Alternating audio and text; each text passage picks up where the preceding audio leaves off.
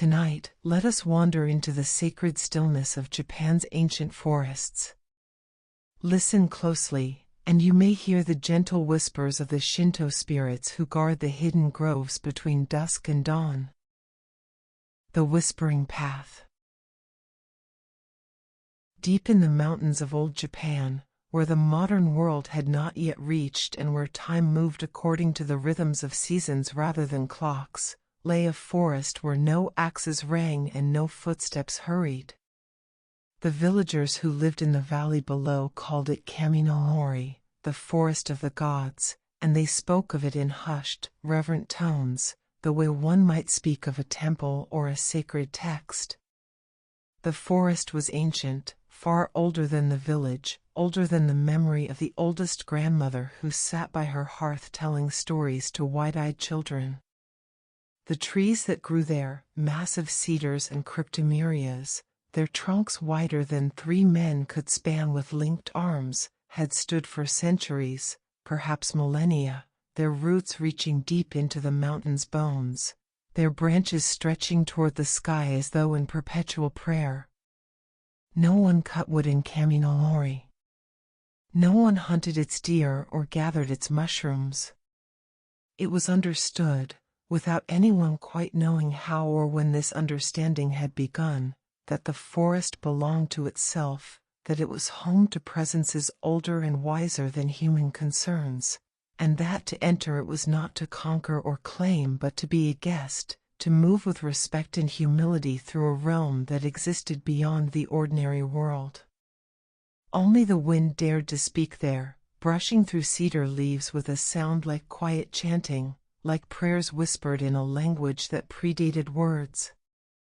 And sometimes, in the deepest part of night when the moon hung full and bright above the mountains, those who lived near the forest's edge would swear they heard other sounds, the ringing of small bells, the soft padding of feet that were not quite human, the distant laughter of children who had never been born or who had been born so long ago that their names had been forgotten.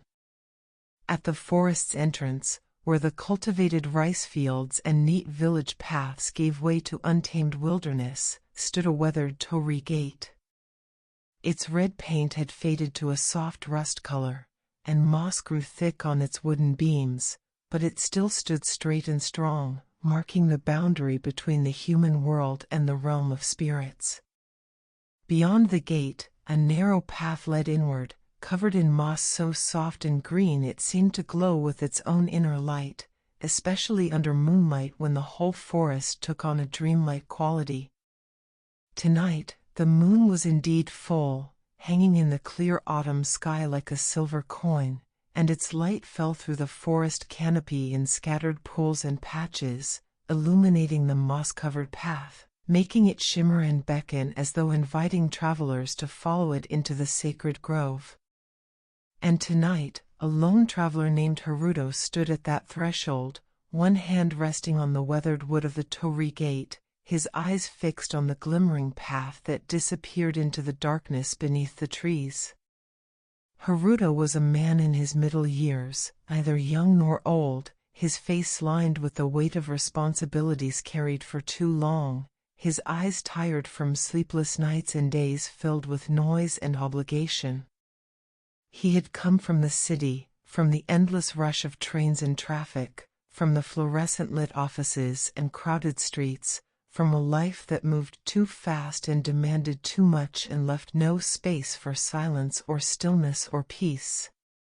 He had traveled for days to reach this remote village, following a half-remembered story his grandmother had told him when he was a child, about a forest where the spirits still lived, where one could find rest for a weary soul. He had not truly believed it, had told himself the journey was simply a vacation, an escape, a chance to clear his head. But standing now at the forest's entrance, feeling the quality of the silence that emanated from beneath those ancient trees, he wondered if perhaps his grandmother's stories had carried more truth than he had allowed himself to believe. His mind was restless, had been restless for months, perhaps years. It churned constantly with worries and plans, with tasks undone and obligations unfulfilled, with the endless internal monologue of anxiety and stress that modern life seemed to cultivate like a crop. Even here, even now, standing at the edge of this sacred place, his thoughts continued their relentless spinning, work he had left unfinished, emails he should have sent, conversations he should have had, all of it circling in his mind like leaves caught in a whirlwind. But something about the forest called to him. Something in its stillness promised relief from the noise in his head. And so, taking a deep breath, Haruto stepped through the torii gate and onto the moss-covered path. The change was immediate and profound. The moment his feet touched the forest path, the quality of the air itself seemed to shift.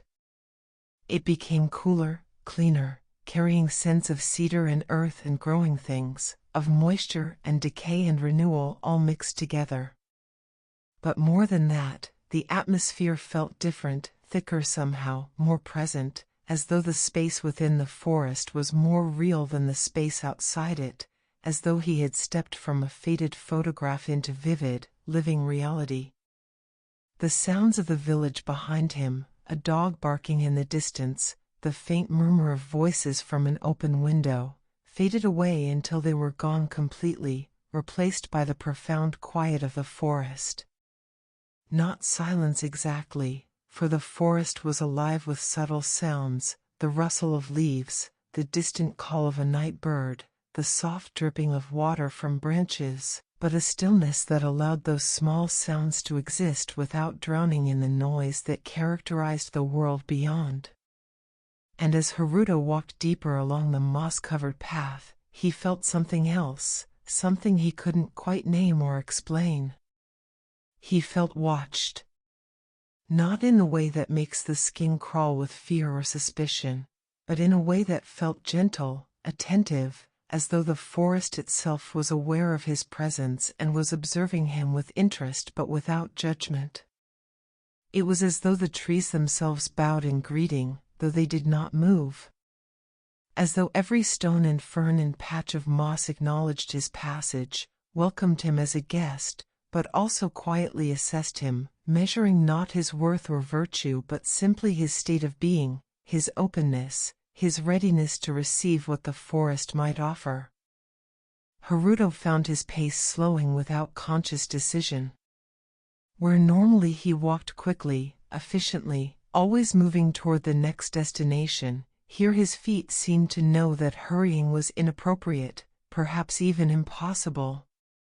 The forest set its own rhythm, and his body responded to it, finding a tempo that matched the ancient patience of the trees, the unhurried flow of time in a place where time was measured in seasons and centuries rather than minutes and hours. The path wound between massive tree trunks, each one a living pillar that had stood in this place for longer than human memory could reach. Their bark was deeply furrowed, creating patterns that looked like flowing water or ancient script, and Haruto found himself reaching out occasionally to touch them, feeling the rough texture beneath his palm, feeling the life that pulsed slowly, steadily within. Above, the canopy closed in places to form a living roof, while in others it opened to reveal the moon sailing through scattered clouds, its light painting everything in shades of silver and deep shadow. The effect was otherworldly, dreamlike, as though Haruto had stepped out of ordinary reality and into a realm where different rules applied, where magic was not fantasy but simply another aspect of existence, woven into the fabric of the world as naturally as leaf in stone. As he walked, Haruto felt something beginning to happen inside him. The relentless churning of his thoughts didn't stop immediately. Anxiety and worry were not so easily dismissed, but they began to quiet slightly, like voices fading into the distance. The forest's presence seemed to absorb some of the noise, to create space around his thoughts so they no longer pressed so urgently, no longer demanded such constant attention. He found himself breathing more deeply, more slowly, drawing in the forest air and feeling it settle in his lungs, cool and clean. Each breath seemed to carry away a small portion of the tension he had been holding, and though he was far from peaceful, far from the rest he sought, he could sense the possibility of it, could feel that perhaps here, in this sacred grove, relief might be found. The path continued deeper, winding between rocks and roots, crossing small streams where water flowed over stones with a musical sound, passing beneath trees so old and large they seemed less like plants and more like natural cathedrals. And with each step, Haruto felt the ordinary world receding further, felt himself moving not just through physical space but into a different mode of existence, where the boundary between seen and unseen, between material and spiritual, grew thin as rice paper. He walked on, guided by the glimmering moss path and by something else, an intuition, a pull, a sense that the forest was leading him somewhere, that his presence here was not random but part of a pattern he didn't yet understand but could feel unfolding around him. The night deepened. The moon climbed higher. And Haruto, traveler from the restless world, walked deeper into the forest of the gods, seeking something he couldn't name, hoping for something he barely dared to believe in, but moving forward nonetheless, trusting that the whispering path knew where it was leading, trusting that the spirits of this sacred grove might have wisdom to offer a weary soul who had finally learned to listen. Lantern lights in the leaves. As Haruto walked deeper into the forest, following the moss-covered path as it wound between ancient trees and over small streams that babbled quietly in the darkness, something began to change in the quality of the shadows around him. At first, he thought it was simply his eyes adjusting to the darkness, learning to see by moonlight filtered through layers of leaves and branches. The forest had its own luminescence. The moss glowed faintly green, certain mushrooms on fallen logs emitted a pale phosphorescence, and the moonlight itself seemed to gather and concentrate in particular places, creating pools of silver illumination among the deeper shadows. But then he saw something that was not moonlight, not bioluminescence, not any natural light he could explain.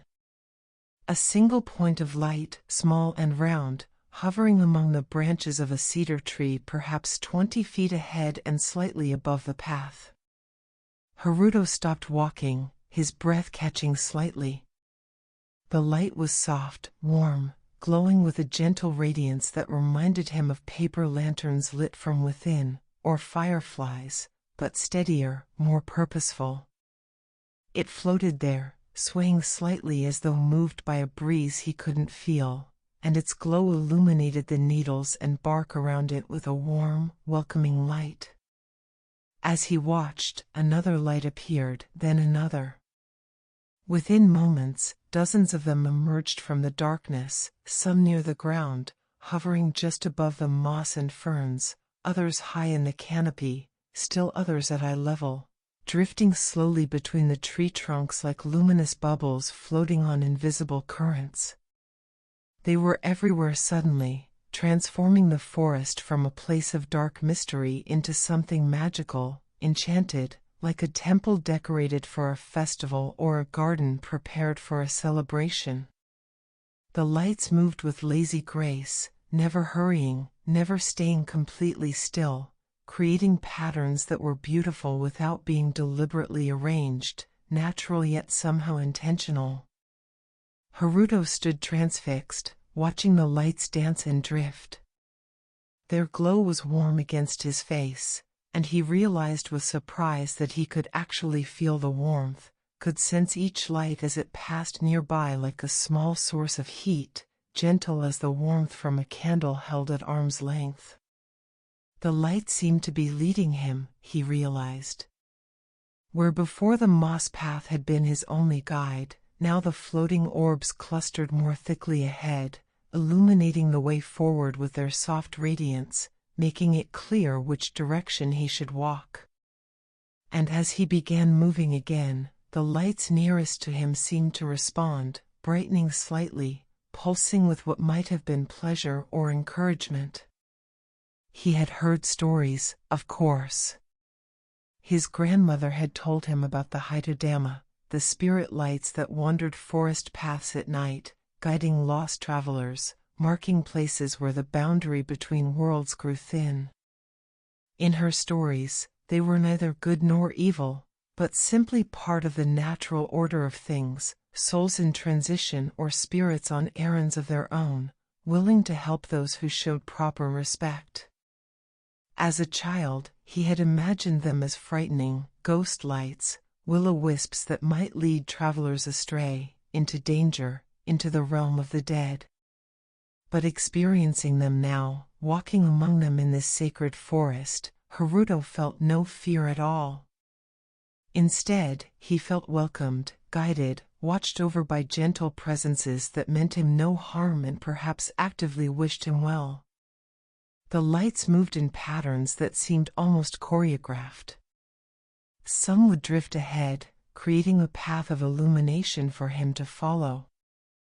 Others would linger beside him, keeping pace as he walked, their glow steady and constant like companions on a journey. Still others would spiral upward in gentle helixes, or dart playfully between trees, or gather in clusters that pulsed and breathed together like living constellations. Haruto found himself smiling, genuinely smiling, for the first time in weeks, perhaps months. There was something profoundly joyful about this sight, something that touched a part of him that had been dormant for too long. The simple beauty of light in darkness, the gentle playfulness of the spirit's movements, the sense that he was being welcomed into a mystery rather than shut out of understanding.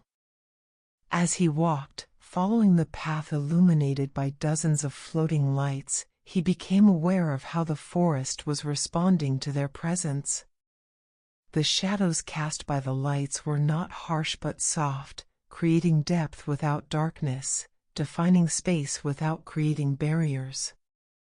The trees seemed to lean in slightly, as though curious about the procession, and their leaves rustled with a sound like quiet conversation, like whispered observations shared from branch to branch.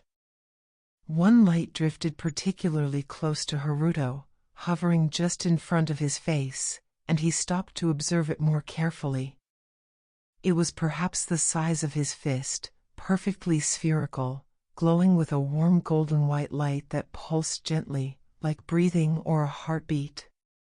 Its surface, if it could be said to have a surface, seemed to shimmer and shift, creating patterns that almost resolved into images or symbols but never quite became fixed or definite. Haruto reached out slowly, carefully, his hand extended toward the light.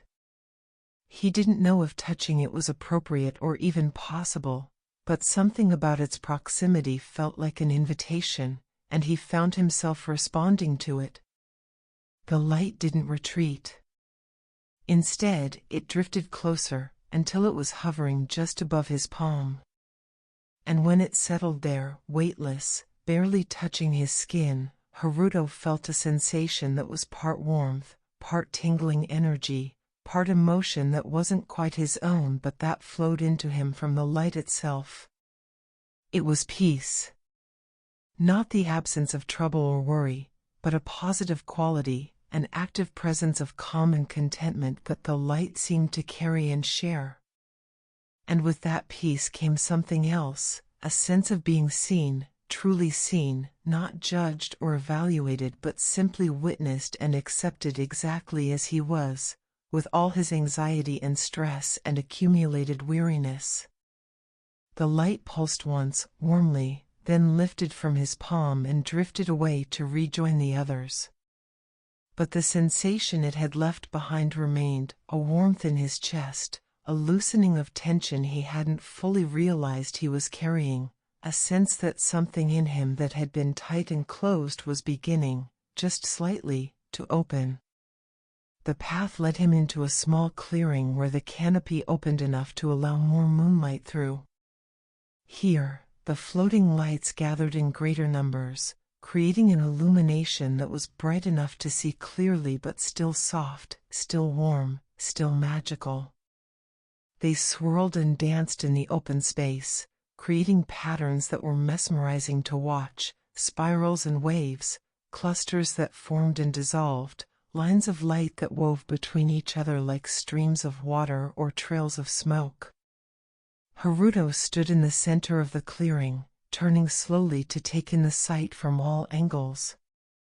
The lights surrounded him completely, above and below and on all sides, and their combined glow created an atmosphere of profound peace, of safety, of being held in the gentle attention of forces that were ancient and wise and fundamentally benevolent.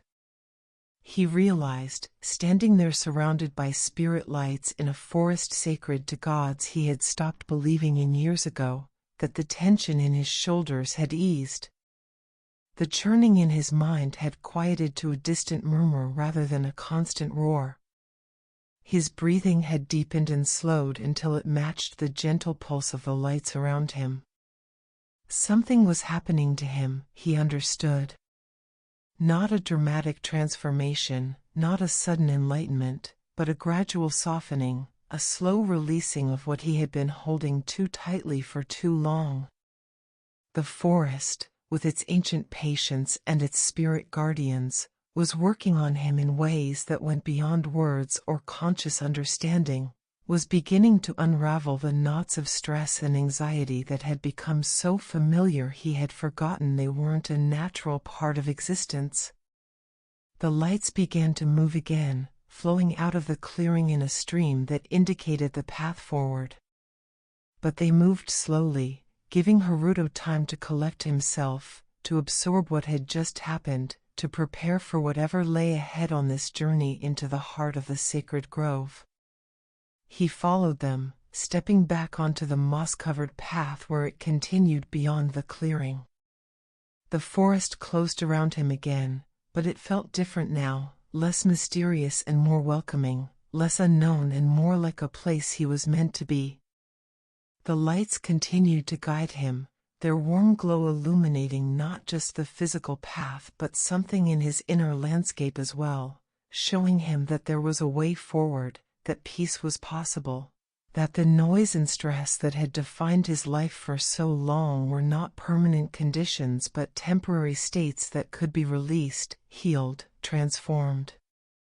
As he walked on, deeper into Kaminomori with the Hitodama as his guides, Haruto felt something he hadn't felt in a very long time, hope. Not hope for any specific outcome or change in his external circumstances, but a more fundamental hope, a trust that perhaps there was wisdom in the world still, perhaps there were forces that cared for weary souls, perhaps he had been right to come here seeking something he couldn't name. The lights danced ahead, patient and persistent, leading him onward through the sacred forest, deeper into mystery, closer to whatever waited at the heart of this ancient grove, waiting, he sensed, specifically for him, for this night, for this moment when a tired man from the restless world finally learned to follow lights in the darkness and trust where they might lead. The Kitsune at the shrine gate. The floating lights led Haruto onward through the forest, their warm glow painting the ancient trees in shades of gold and amber. The path beneath his feet continued to wind deeper into the heart of Kaminomori, and with each step, he felt the ordinary world receding further, becoming less real, less relevant, until it seemed like nothing more than a distant dream he was slowly forgetting upon waking. The character of the forest began to change subtly. The trees grew even larger, their trunks so massive that walking past them felt like passing buildings rather than plants. Their bark was covered in intricate patterns of moss and lichen, creating abstract artworks that seemed to shift and flow in the dancing light of the Hitodama. Some trees had been shaped by centuries of growth into forms that resembled living sculptures, trunks that twisted and spiraled, branches that arched and curved as though frozen in mid-gesture, roots that spread across the ground like the fingers of sleeping giants. The air grew cooler and more fragrant, carrying scents that Haruto couldn't quite identify, something like incense but more natural, something like flowers but deeper, richer, mixed with the clean smell of stone and the earthy aroma of soil that had been undisturbed for centuries. And then, through the trees ahead, he saw something that made him pause. Red. A flash of deep, vibrant red among the greens and browns and silvers of the forest, the unmistakable color of a torii gate, but not the faded, weathered one at the forest's entrance. This one glowed with color even in the dim light, as though its paint was somehow fresher, more vital, maintained by forces that transcended the normal decay of time. The Hitodama flowed toward it, their lights growing slightly brighter as they approached, as though they too recognized the significance of what lay ahead. Haruto followed, his heart beating a little faster, sensing that he was approaching something important, something that would change the nature of his journey through this sacred grove. As he drew closer, the shrine revealed itself fully. It was small, barely larger than a garden shed, built in the traditional style with a peaked roof of cedar shingles darkened by age and weather. But despite its size, it radiated a presence that was profound, commanding respect through its very existence rather than through scale or grandeur.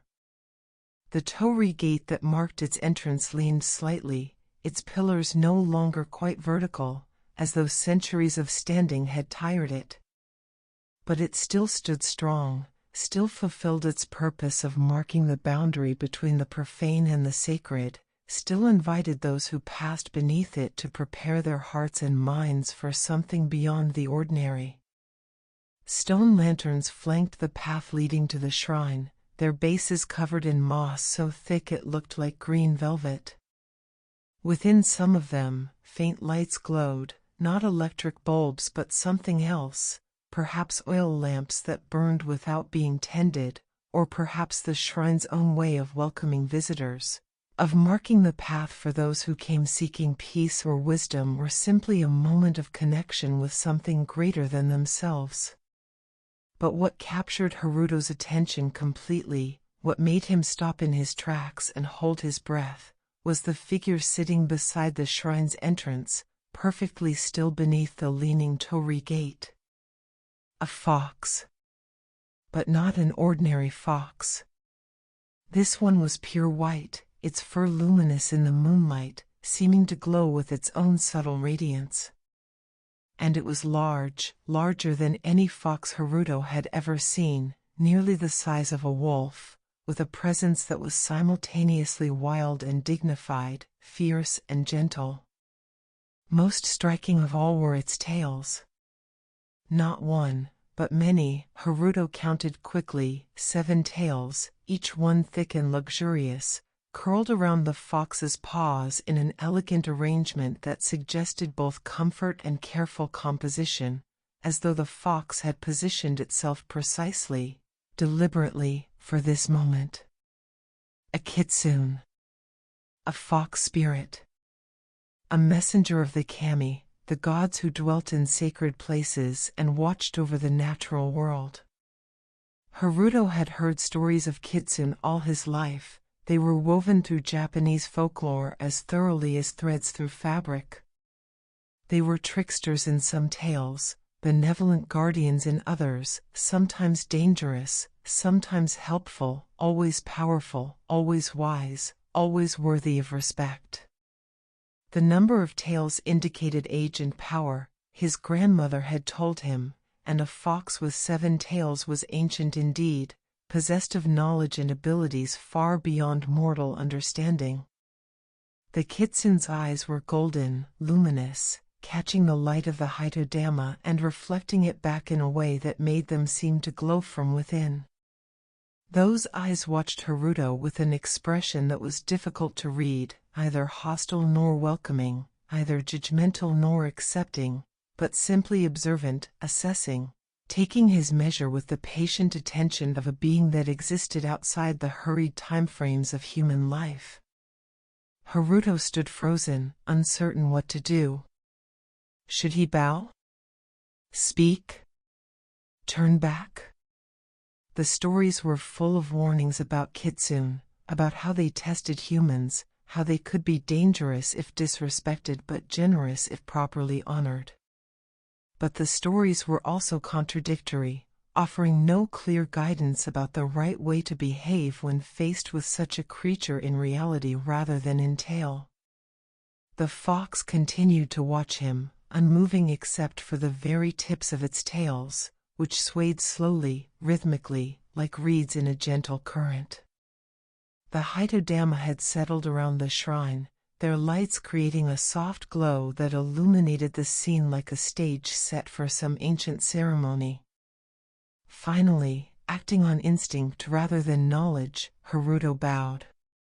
He bent at the waist, deeply, respectfully, holding the position for several heartbeats before straightening. It was the bow one would give to a shrine or temple, to a place or being deserving of reverence, and it felt appropriate even if he wasn't certain it was correct. For a long moment, nothing happened. The fox remained still, its golden eyes unblinking, its expression unchanged. Haruto felt his heart pounding, felt uncertainty creeping through him. Had he offended? Was his bow insufficient? Should he retreat, leave this place before he caused harm or brought trouble upon himself? But then, slowly, gracefully, the Kitsune moved. It rose from its seated position, its multiple tails spreading and flowing behind it like a fan of white silk. It stood perhaps 3 feet tall at the shoulder, and up close, Haruto could see that its fur wasn't simply white but seemed to contain hints of other colors, silver in some places, the faintest touch of gold in others, even traces of pale blue where moonlight struck it at certain angles. The fox regarded him for another moment, its head tilted slightly, as though listening to something Haruto couldn't hear or considering questions he hadn't asked aloud. And then, with movements that were at once animal and somehow more than animal, it bowed. The gesture was unmistakable, a lowering of the head, a bend of the front legs, a positioning of the body that mirrored Haruto's own bow from moments before.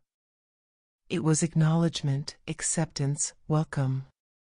The fox was inviting him forward, granting him permission to approach the shrine, recognizing him as a guest worthy of hospitality rather than an intruder to be driven away. Relief flooded through Haruto, so intense it was almost dizzying. He hadn't realized how tense he had been, how much uncertainty he had been holding, until it was released. The fox spirit had accepted him. He was welcome here. The Kitsune turned, its movements fluid and graceful, and began walking toward the shrine. It paused after a few steps and looked back at Haruto, the message clear, follow. Haruto stepped forward, passing beneath the torii gate. The moment he crossed that threshold, the air changed again, just as it had when he first entered the forest. But this change was different, more profound. The atmosphere became thicker, heavier with presence and meaning. Every breath felt significant. Every step seemed to echo in dimensions he couldn't perceive but could feel. The shrine itself was simple but beautiful in its simplicity. Its wooden walls were weathered but sound, and the paper screens in its windows glowed faintly, as though light burned within. A small bell hung from the eaves, and though no wind moved it, Haruto thought he heard the faintest ringing, like the memory of sound rather than sound itself. Before the shrine's entrance was a small offering box and a thick rope hanging from a wooden frame. In normal circumstances, a visitor would toss a coin into the box, ring the bell by shaking the rope, bow twice, clap twice, pray, then bow once more. But these were not normal circumstances. and Haruto sensed that the usual rituals might not apply, or might need to be modified in ways he didn't understand. The Kitsune sat again, this time facing the shrine rather than the path. Its 7 tails spread around it like a corona, and in that posture, it looked less like an animal and more like a guardian, like a statue come to life, or perhaps a living being in the process of becoming a statue, existing in that liminal space between the animate and the eternal. Haruto stood beside the fox, close enough to reach out and touch its fur if he dared, though he kept his hands carefully at his sides. He looked at the shrine, at its simple beauty and quiet dignity, and felt something stirring in his chest, not quite emotion, not quite physical sensation, but something that partook of both. The air around them seemed to hold its breath. The forest became impossibly quiet, even the subtle sounds of leaves and distant water fading to nothing. The Haitodama brightened, their light growing stronger, more focused, as though they too sensed that something significant was about to occur. And then Haruto felt it, a change in the quality of the air, a shift in the unseen currents that flowed through this sacred space. The presence he had sensed since entering the forest, the watching consciousness that had observed his journey, was gathering, concentrating, preparing to reveal itself more fully. The shrine seemed to breathe. The trees leaned closer. The earth beneath his feet felt more solid, more present, as though reality itself was becoming more real, more true. And Haruto understood, with a certainty that came from somewhere deeper than rational thought, that he was about to meet the guardian of this grove, the spirit that made Kaminomori sacred, the ancient consciousness that had called him here through half-remembered childhood stories, and the restless yearning of a soul that had forgotten how to find peace. The Kitsune looked up at him, its golden eyes holding his gaze, and in those eyes, Haruto saw something that might have been encouragement, or compassion, or simply recognition, an acknowledgement that he was ready, that he had been prepared by his journey through the forest, that whatever came next was exactly what needed to happen. The fox spirit turned back toward the shrine, and Haruto did the same, standing beside this ancient guardian, watching the simple wooden structure as the night deepened around them and the forest held its breath, waiting for the moment when the boundary between worlds would grow thin enough for what needed to be said, what needed to be heard, what needed to be understood, to pass from the realm of spirits into the heart of one weary human who had finally learned to listen. The spirit of the Cedar King. The moment stretched, becoming something more than time, something that existed in the space between heartbeats, between breaths, between the ticking seconds of ordinary existence. Haruto stood beside the white Kitsune before the ancient shrine, and the forest around them seemed to gather itself, to focus its attention, to prepare for something that had perhaps been ordained since the moment he first stepped onto the moss-covered path. And then his eyes were drawn upward, beyond the shrine, to what stood behind it. How had he not seen it before? How had something so enormous, so utterly dominant, escaped his notice until this precise moment?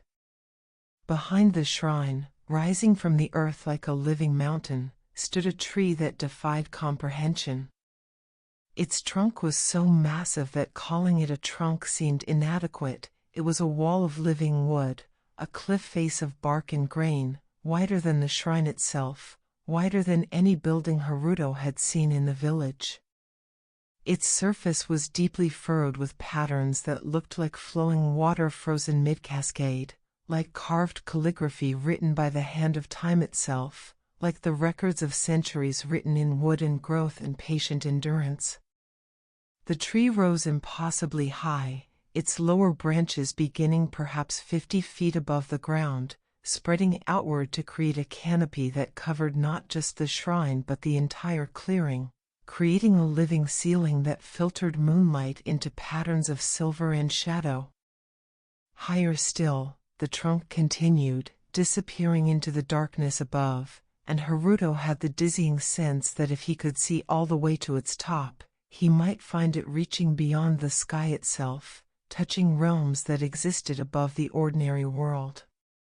This was a sugi, a Japanese cedar, but so ancient, so huge, that it seemed to belong to a different category of existence than normal trees. This was what the villagers must have meant when they called this place the Forest of the Gods. This tree was not simply old. It was primordial, a living connection to times before human memory, perhaps before humans themselves. As Haruto stared upward, trying to comprehend the sheer scale of what stood before him, something in the tree began to change. At first, he thought it was a trick of moonlight and shadow, the way the patterns on the bark seemed to shift and move. But then he realized it was more than that. The tree itself was transforming, or perhaps revealing something that had always been present but hidden, waiting for the right moment to be seen. From the bark, a form began to emerge. It started as a suggestion, a pattern that might have been nothing more than the natural contours of wood and growth. But gradually, unmistakably, it took shape, a face, then shoulders, then a torso, emerging from the trunk as though the tree was giving birth to something from within itself, or as though something that had always been part of the tree was choosing to make itself visible, to take form that human eyes could perceive and human minds could comprehend. The figure that emerged was tall, impossibly tall, perhaps 15 feet from head to what might have been feet, though its lower body seemed to remain merged with the tree itself, as though it was simultaneously separate from and part of the mass of cedar. Its form was humanoid but clearly not human, with proportions that were slightly elongated, limbs that seemed to flow rather than bend at joints, fingers that tapered into something between twigs and claws. Its skin, if skin was the right word, had the texture of bark, the color of aged cedar, dark brown with hints of gray and red. But it was not rigid or wooden. It moved fluidly, naturally, as though whatever substance this being was made of could be both solid and flexible, hard and soft, depending on intention and need. The face was the most remarkable aspect. It had features that suggested human ancestry, eyes, nose, mouth, the general arrangement familiar, but executed in a way that was entirely other. The eyes were deep-set, filled with darkness that seemed to contain layers of shadow and light, ancient beyond reckoning. The nose was broad and flat, more a suggestion than a protrusion. The mouth was a line carved into wood, yet capable of expression, of nuance, of communication.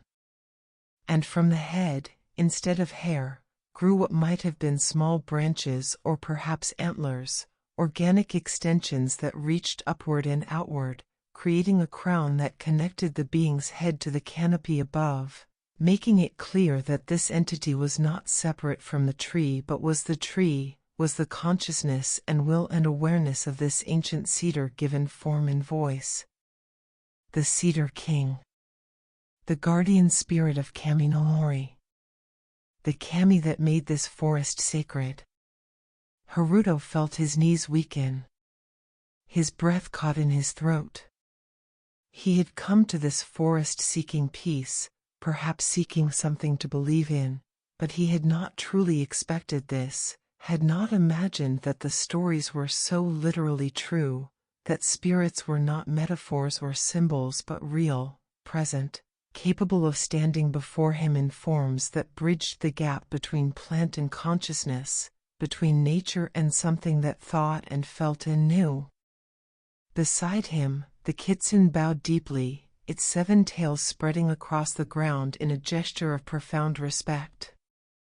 The Haidodama gathered closer, their lights pulsing in rhythm, like heartbeats synchronized to some cosmic tempo. The Cedar King stood motionless for a long moment, regarding Haruto with those deep, dark eyes that seemed to see not just his surface but his depths, not just his present but his past and perhaps his future, not just his body but the essence of what made him who he was. And then the guardian spoke. The voice came not from the figure's carved mouth but from everywhere at once, from the tree itself, from the ground beneath Haruto's feet, from the air around him, perhaps even from inside his own chest. It was deep, resonant, like the creaking of wood under strain, like the whisper of wind through thousands of leaves, like the settling of earth and stone. It was male but barely, more ancient than gendered, carrying the weight of centuries in every syllable. "Child of wandering thoughts," the Cedar King said, each word emerging slowly, deliberately, as though speech itself required great effort or perhaps great care. "Why do you walk my sacred paths tonight?" The question hung in the air, demanding answer but not with urgency or impatience. The guardian had asked because asking was proper, because a question deserved to be voiced, but it seemed to already know the answer, to be offering Haruto the opportunity to speak his truth aloud rather than seeking information it lacked. Haruto opened his mouth to respond, to explain his presence, to justify his intrusion into this sacred grove. But the words he had planned, something about stress, about needing escape, about following childhood memories, died before he could give them voice. They felt inadequate, too small, too specific, and yet not specific enough. How could he explain to this ancient being the particular suffering of modern life, the constant noise and pressure, the way technology had made everything faster and louder and more demanding until there was no space left for silence or stillness or peace?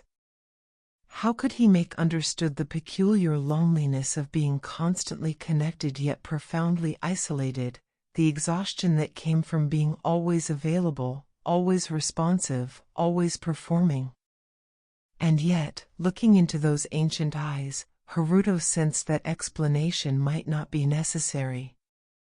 This being had stood here for centuries, perhaps millennia, watching humans come and go, observing as they built their civilizations and created their complications, as they moved from simplicity to complexity, from connection to disconnection, from peace to restlessness.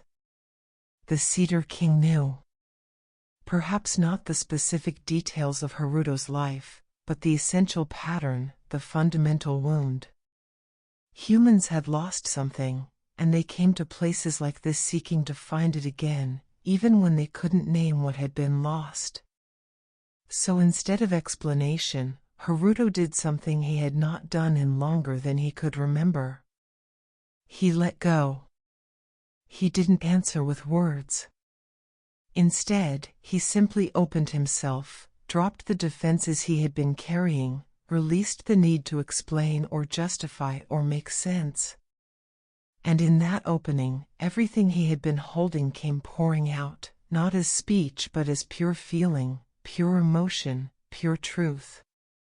The noise of his life, the constant mental chatter that never stopped even when he tried to sleep. The weight of responsibilities that seemed to grow heavier each year, each month, each day. The sense that he was living someone else's life, fulfilling someone else's expectations, moving through days without ever quite being present in them. The ache of disconnection, the feeling of being cut off from something essential, from some source of meaning and peace that he knew existed but could no longer access. The exhaustion. The loneliness. The quiet desperation that he had learned to mask so well that even he forgot it was there, until moments like this when the mask cracked and he remembered that beneath the surface of his functional, successful, apparently normal life, he was drowning in a sea of noise and demands and unmet longings he couldn't even articulate. All of this flowed out of him without words, without structure, just raw truth offered up to this ancient guardian who had asked a simple question and received an answer more complete than language could have provided. And the Cedar King listened. The guardian stood absolutely still, its form barely distinguishable from the tree behind it, and listened not just with ears but with its entire being. Haruto could feel the attention focused on him, could sense that every part of what he had released was being received, acknowledged, witnessed, understood. When Haruto finally finished, when there was nothing left to release, when he stood empty and exposed and strangely lighter, the Cedar King remained silent for a long moment. The forest around them was utterly still, as though the trees and stones and very earth were waiting to hear what wisdom the guardian would offer in response to this human's unburdening. Finally, the ancient being spoke again, its voice carrying notes of something that might have been compassion, or recognition, or simply the acknowledgement that comes from deep understanding. "You carry what does not belong to you," the Cedar King said. "You hold burdens that were never yours to bear. You move through life weighted by noise that is not your natural song." The words settled over Haruto like a gentle rain, each one carrying truth he had known but never quite admitted, never quite allowed himself to fully feel. "The world has grown loud," the guardian continued. "Humans have built lives that move at speeds your spirits were never meant to maintain. You have created ways of living that disconnect you from the earth, from the sky, from the slow rhythms that bring peace." The Cedar King shifted slightly, and small creaking sounds came from the great tree, like the settling of ancient timbers. "You are not broken, child of wandering thoughts. You are exhausted. You have been running too fast, for too long, carrying too much. And your spirit, wise though your mind has forgotten, has brought you here to remember what you have lost." Haruto felt tears on his face, though he hadn't noticed when they began. The words were breaking something open in him, some sealed place he had been protecting for years, some wound he had been covering rather than healing. "Here, in this sacred grove," the Cedar King said, its voice deepening, becoming more resonant, "time moves differently. Here, the old ways are remembered. Here, the spirits still dwell who understand that peace is not something to be achieved but something to be received, not something to earn but something to allow." The guardian extended one long arm, its fingers spreading like branches. "You have asked, though without words, for healing, for relief, for peace. And I tell you this, weary wanderer, you are in the right place, at the right time. What you seek is here. But it cannot be given to you. It can only be revealed to you, shown to you, helped to unfold from within you where it has always dwelt, buried under noise and hurry and the forgetting of modern life." The Kitsune stirred beside Haruto, its tail swishing softly, and the Haidodama brightened, their lights growing warmer, more intense. "Will you accept the gift of stillness?" the Cedar King asked. "Will you let what does not serve you fall away? Will you trust, for one night in this sacred place, that you do not need to carry everything, control everything, understand everything?" Haruto found his voice, barely more than a whisper. "Yes. Please, yes." The guardian nodded, a slow inclination of its head that seemed to take several heartbeats to complete. "Then let us begin." The Ceremony of Stillness. The moment Haruto spoke his acceptance, the forest responded. It was subtle at first, barely noticeable, but gradually the change became undeniable. The Cedar King remained standing before him, its form still partially merged with the great tree, but everything around them began to shift, to arrange itself, to prepare for something that Haruto sensed was both ancient and profoundly personal. A ceremony that had been performed countless times over the centuries yet was somehow being crafted specifically for him, for this moment, for what he needed. The white kitsune moved first. It rose from its seated position with fluid grace and began to circle Haruto, walking slowly, deliberately, its 7 tails flowing behind it like ribbons of silk caught in a breeze that didn't exist. As it moved, the tips of its tails swept against the ground, and where they touched, small traces of light appeared, not bright or harsh, but soft, almost invisible, like moonlight captured in morning dew. The fox circled once, twice, 3 times, creating a ring around Haruto, marking a boundary, defining a sacred space within the larger sacred space of the grove. When it completed the 3rd circuit, it sat again, this time facing outward, as though standing guard, protecting what was about to occur from anything that might disturb or intrude. The Haitodama responded next. The floating spirit lights that had been scattered throughout the clearing began to gather, drifting closer, rising higher, until they formed a corona above Haruto's head. They arranged themselves in a pattern that seemed random but felt intentional, creating a halo of pale blue and golden light that cast soft illumination downward, bathing him in warmth that was as much spiritual as physical. Haruto stood at the center of this arrangement, within the circle drawn by the kitsune's tails, beneath the crown of spirit lights, before the ancient Cedar King, and he felt the weight of the moment pressing gently on him. This was real. This was happening. He had stepped fully into the realm of spirits and was about to receive something that existed outside ordinary experience, outside rational understanding. The Cedar King lifted one hand, a gesture that was both commanding and gentle, and the forest responded with immediate obedience. The sounds that had been present until now, the subtle rustlings and distant calls, the whisper of wind through leaves, all of it ceased. Not gradually, not fading, but stopping instantly, as though someone had thrown a switch that controlled all the ambient sound in the world. Branches that had been swaying gently in the night breeze settled and became still. Leaves that had been trembling stopped their motion and hung motionless. Even the air itself seemed to pause, to hold its breath, creating a stillness so complete that Haruto became aware of his own heartbeat, his own breathing, the small sounds of his body that were usually lost beneath the noise of the world. Night insects that had been chirping fell silent. The distant trickle of water over stones that he had been hearing unconsciously ceased.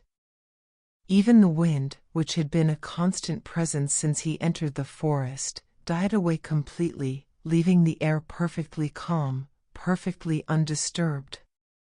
A complete stillness, so rare, so delicate, wrapped around Haruto like a cocoon. He had never experienced anything like it. Even in the quietest moments of his life, there had always been something, the hum of electronics, the rumble of distant traffic, the sounds of neighbors through walls, the constant background noise of modern existence that was so pervasive he had stopped noticing it was there. But this was different.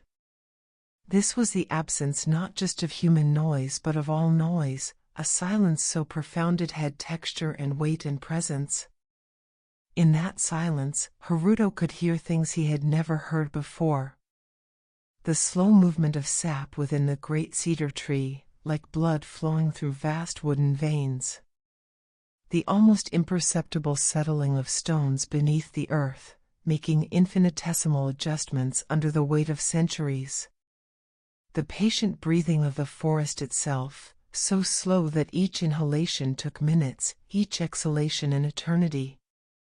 And within that external silence, he became aware of internal noise he hadn't fully recognized. the constant stream of thoughts that ran through his mind like a river that never stopped flowing. The mental chatter, the planning and worrying, the replaying of past conversations and rehearsing of future ones, the endless commentary his mind provided on everything he experienced. All of it suddenly became visible to him, audible, impossible to ignore.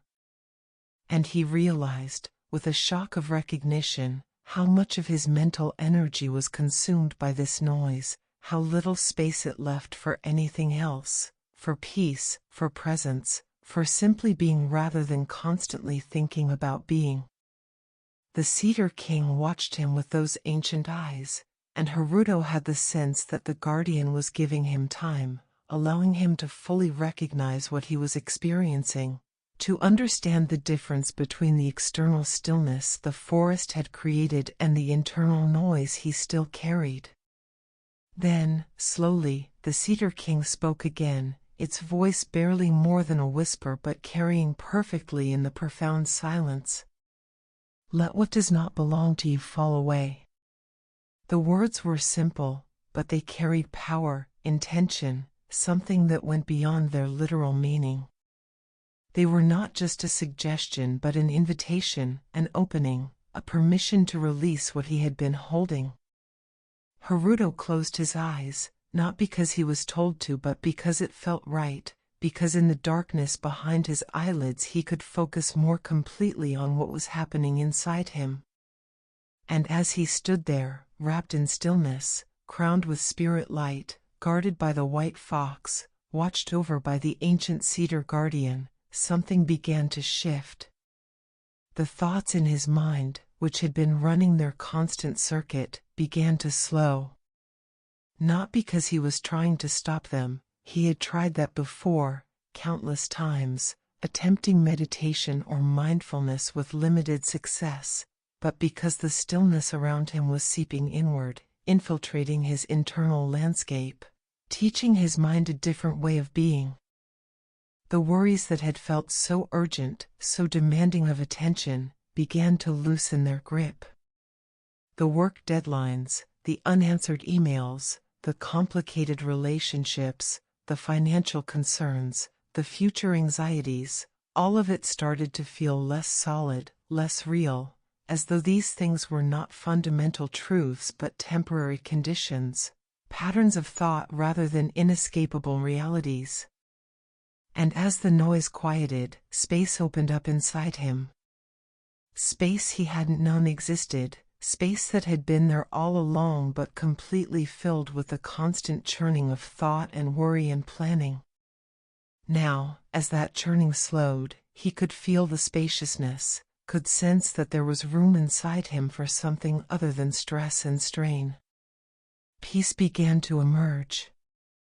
Not as something added or achieved, but as something revealed, uncovered, like finding clear water at the bottom of a pond once the sediment settled. It had been there all along, he realized, buried under layers of noise and hurry, waiting patiently to be remembered, to be allowed back into his awareness. The kitsune made a soft sound, something between a whimper and a purr, and Haruto felt rather than saw its approval, its encouragement to continue, to go deeper, to trust the process. The Haitodama above him pulsed gently, their rhythm slowing to match his heartbeat, which had itself slowed, dropping from its usual anxious pace to something calmer, more measured, more aligned with the ancient rhythms of the forest around him. And the Cedar King stood witness, its presence holding space for this transformation, not forcing or pushing but simply being there, solid and eternal and completely accepting, allowing Haruto to unfold at his own pace, in his own way. Time became strange. Haruto couldn't tell if he had been standing there for minutes or hours. The profound stillness seemed to exist outside normal temporal flow, creating a pocket where duration didn't matter, where there was only now, stretching out infinitely in all directions. And in that eternal now, things continued to fall away. The identity he had constructed so carefully, the successful professional, the dutiful son, the reliable friend, all the roles he played and masks he wore, began to feel less necessary, less defining. Beneath them, he could sense something more fundamental, more real, just himself, without titles or achievements, without the need to prove or perform or maintain any particular image. The regrets about the past that he had been carrying like stones in his pockets grew lighter, less substantial. The anxieties about the future that had been weighing on his shoulders like a heavy cloak loosened and began to slide away. He was left with only the present moment, only this breath, only this heartbeat, only this experience of standing in a sacred forest surrounded by spirits who asked nothing of him except that he allow himself to be healed. Tears ran down his face again, but they were different from before. Not tears of sadness or release of pain, but something more like gratitude, like relief, like the recognition of receiving a gift beyond measure. The Cedar King spoke once more, its voice so gentle now it was barely distinguishable from the silence itself. "You see now," the guardian said. "The weight you carried was never yours. The noise that filled you was never your natural state. Beneath everything you have accumulated, beneath all the layers of worry and responsibility and constant striving, you are this simple, peaceful, complete. You need add nothing, achieve nothing, become nothing other than what you already are." The words settled into Haruto like seeds planted in fertile soil, carrying truth that his mind might question but his heart recognized immediately as correct, as real, as the answer he had been seeking without knowing the question. "The world will call you back," the Cedar King continued. "The noise will return. The demands will resume. But now you know, you have felt it, experienced it directly, that beneath all of that, this peace remains. Always. Accessible whenever you remember to stop, to be still, to let what is not yours fall away." Haruto opened his eyes, and the world looked different. The same trees, the same clearing, the same moon above, but somehow more vivid, more present, more real. Or perhaps he was simply more present, more available to actually see what had always been there. The Kitsune rose and circled him again, this time in the opposite direction, as though unwinding something, releasing him from the sacred space that had been created. The Hitodama began to drift apart, their lights softening, returning to their gentle wandering through the forest. But the stillness remained. Not the external silence, sounds were beginning to return, wind stirring leaves, water flowing over stones, but an internal stillness that Haruto could feel would stay with him, a gift received and integrated, a remembering of what peace felt like, how to access it, where to find it. The Cedar King's form began to merge back into the tree, the boundaries between guardian and cedar blurring until it was once again simply part of the massive trunk, present but not visible, available but not manifest. Before it fully disappeared, the ancient being spoke one final time. "Remember this night, child of wandering thoughts. Remember that the peace you seek is not somewhere else, not in the future, not dependent on external circumstances changing. It is here, now, within you, waiting only for the noise to quiet enough for you to notice it has always been present." And then the Cedar King was gone, returned to the tree, leaving Haruto standing in the clearing with the white kitsune and the drifting spirit lights, feeling lighter than he had in years. Feeling present in his own life for the first time in longer than he could remember, carrying within him a stillness that no external noise could completely disturb. Night of the Forest Gods. The clearing remained quiet after the Cedar King merged back into the great tree, but it was no longer the profound, absolute silence of the ceremony. Sound had returned to the forest, gentle sounds, natural sounds, the ambient music of a living woodland at night.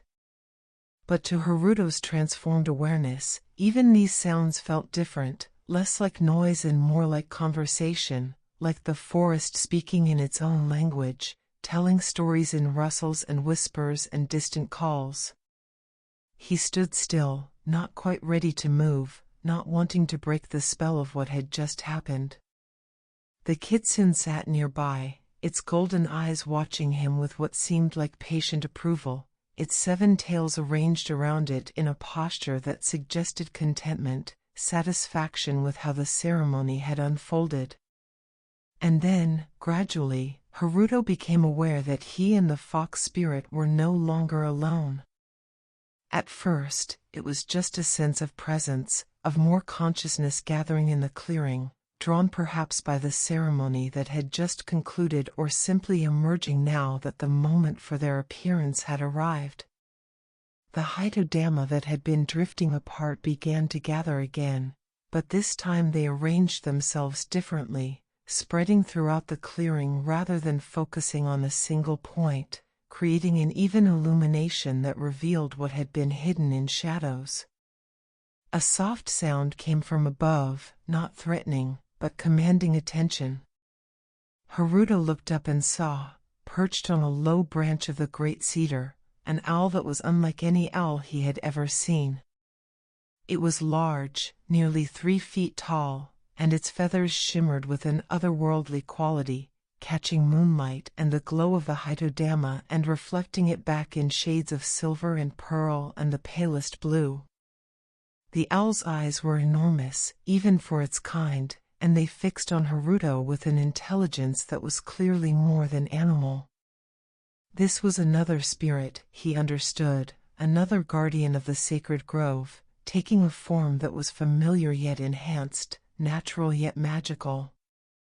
The owl spread its wings. The span was enormous, perhaps 7 feet from tip to tip, and the feathers caught light in a way that made them seem almost translucent, as though they were made not of keratin and barb but of solidified moonlight, of captured dreams, of the essence of night itself made tangible.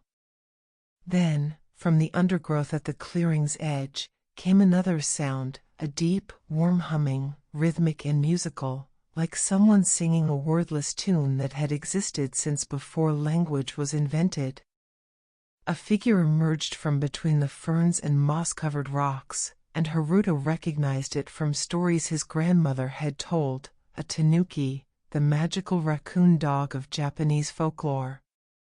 But like the kitsune and the owl, this was clearly no ordinary animal.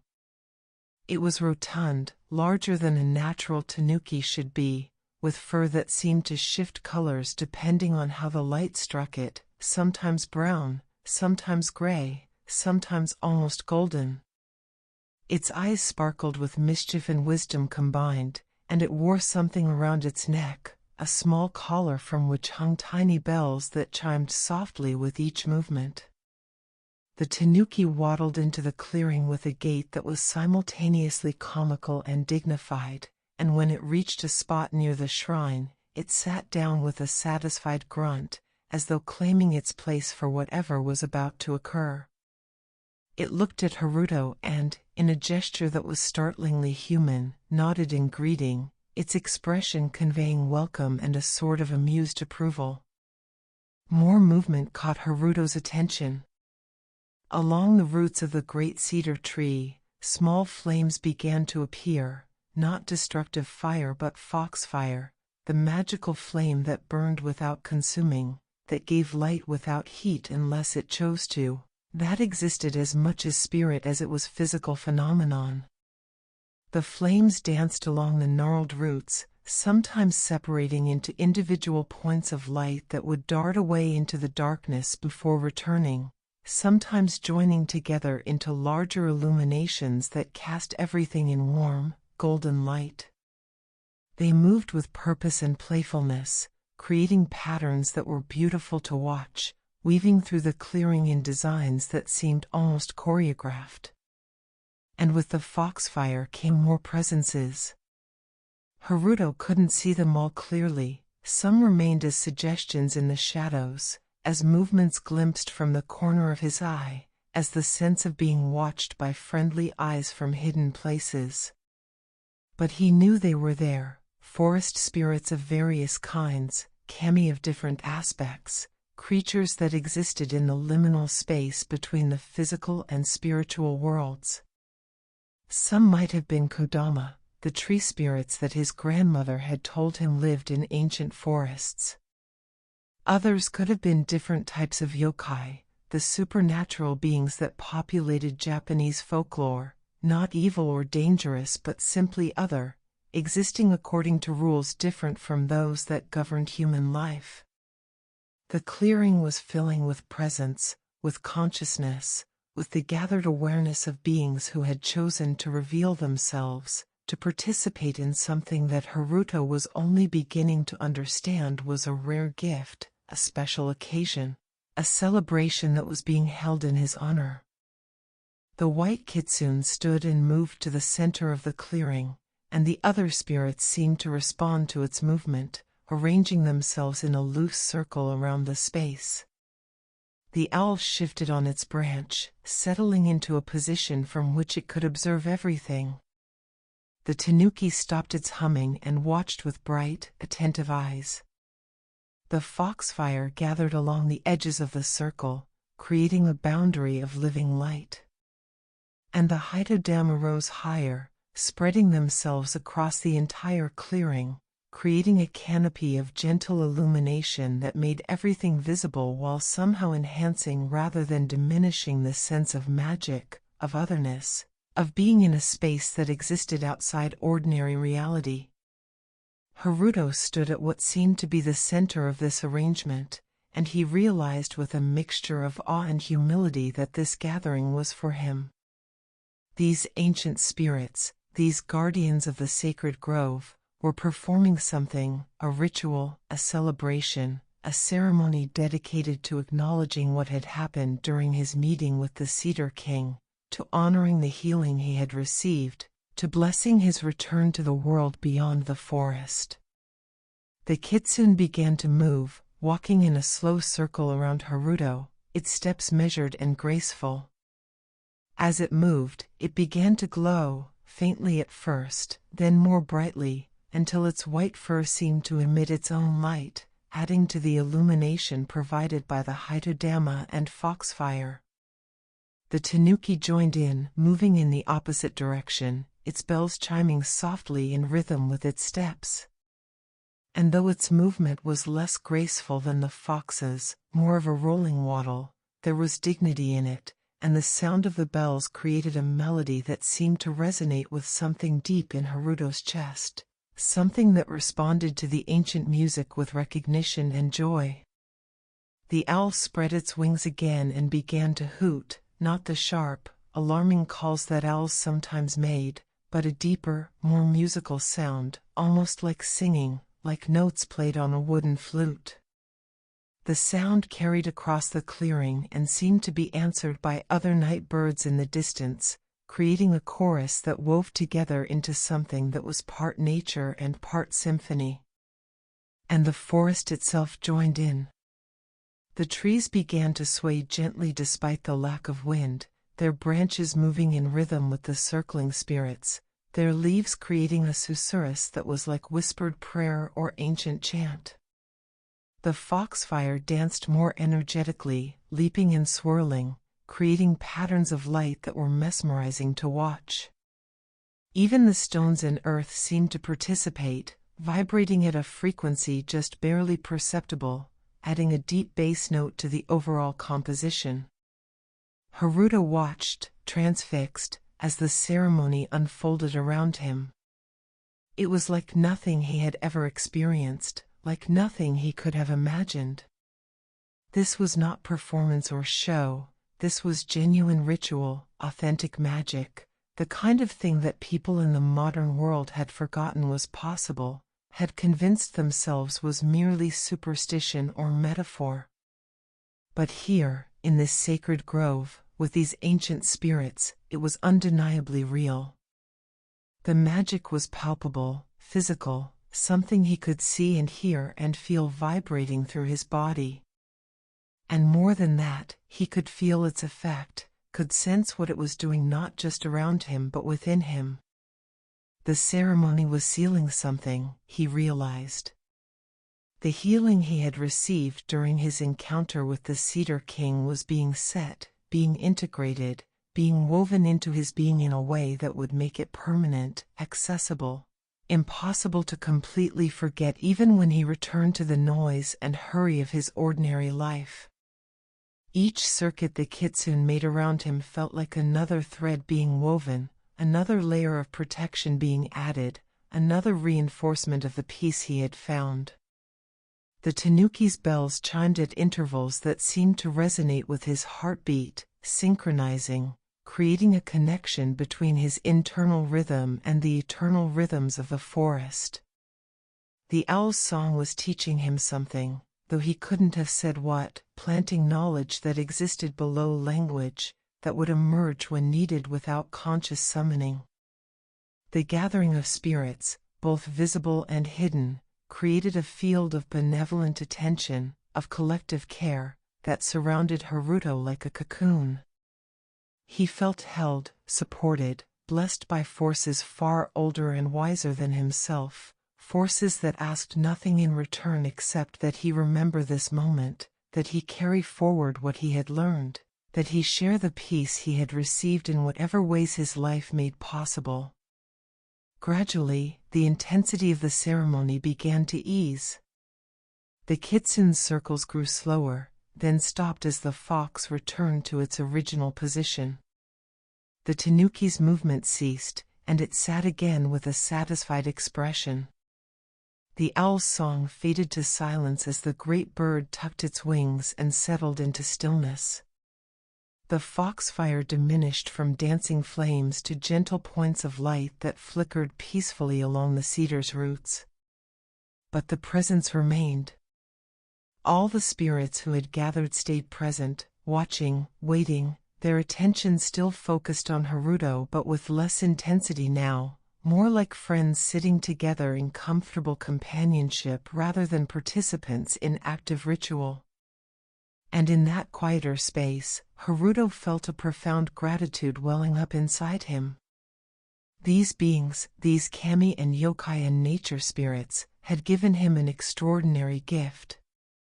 They had not only healed what was wounded in him but had celebrated that healing, had honored it with ceremony, had ensured through their ritual that what he had received would endure. He bowed, deeply and with complete sincerity, to each direction where he sensed presence. To the Kitsune, who had guided him and marked sacred space. To the owl, whose ancient wisdom he could feel even if he couldn't articulate it. To the Tanuki, whose joyful presence reminded him that peace could coexist with playfulness. To the foxfire and the Haidodama and all the other spirits, visible and invisible, who had participated in this night of forest gods. And as he straightened from his final bow, Haruto felt something different about himself, something fundamental that had shifted. He was still the same person, same memories, same history, same challenges waiting for him in the world beyond the forest. But he was also changed, transformed in a way that went deeper than personality or circumstance. He had been touched by something sacred, had been reminded of truths that existed before and beyond the modern world's noise and hurry. He belonged to something larger than himself. He was part of an ancient pattern, connected to rhythms that continued regardless of human concerns. And most importantly, he carried within him now a stillness that no external chaos could completely destroy, a peace that would remain accessible as long as he remembered this night, this grove, these spirits who had shown him what he had forgotten and helped him find his way back to what he truly was beneath all the accumulated noise of living. Gift of the Guardians.